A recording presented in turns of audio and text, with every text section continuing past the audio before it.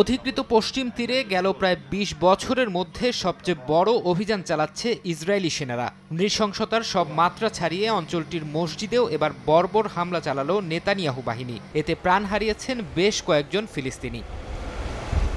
Israeli প্রতিরক্ষা বাহিনীর দাবি, নূর শামস শরণার্থী ক্যাম্পের কাছের একটি মসজিদে ইসলামিক জিহাদ গোষ্ঠীর কয়েকজন লুকিয়ে আছে এমন তথ্যের ভিত্তিতে চালানো হয় অভিযান। এতে কয়েকজন নিহত হন। তাদের মধ্যে গোষ্ঠীটির কমান্ডার মোহাম্মদ জাবের ওরফে আবু সুজাও ছিলেন বলে দাবি করা হয়, যদিও গোষ্ঠীটির পক্ষ থেকে এখনও বিষয়টি নিশ্চিত করা হয়নি। পশ্চিম তীরে দখলদার ইসরায়েলি সেনাদের ওপর হামলার অভিযোগ আগে থেকেই ছিল মোহাম্মদ জাবেরের বিরুদ্ধে। গেল জুনে তার নেতৃত্বেই নেতানিয়াহু বাহিনীর ওপর বেশ কয়েকটি সফল হামলা চালানো হয়। এতে ফিলিস্তিনিদের কাছে নায়ক বনে যান মোহাম্মদ জাবের। তাকে ধরতে আরও বেশ কয়েকবার অভিযান চালিয়েছিল ইসরায়েল, তবে তাকে আটক কিংবা হত্যা করতে পারেনি নেতানিয়াহুর সেনারা।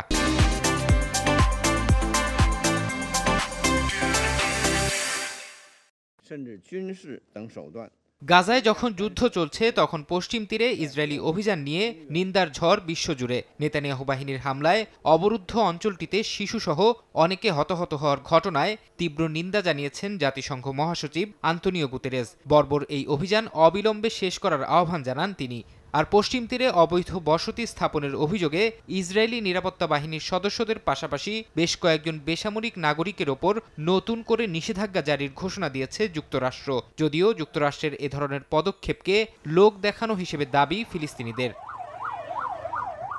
এদিকে গাজায় যুদ্ধবিরতি নিয়ে আলোচনার মধ্যেই উপত্যকাটিতে হামলা চালিয়ে যাচ্ছে ইসরায়েল। গাজার মধ্যাঞ্চলে স্কুলে বোমা হামলায় কয়েকজন নিহত হয়েছেন। অন্য একটি হামলায় জাতিসংঘের বিশ্ব খাদ্য কর্মসূচির একটি গাড়ি ক্ষতিগ্রস্ত হয়। এর জেরে উপত্যকা জুড়ে সংস্থাটির কর্মীদের চলাচলে স্থগিতাদেশ দেয়া হয়েছে।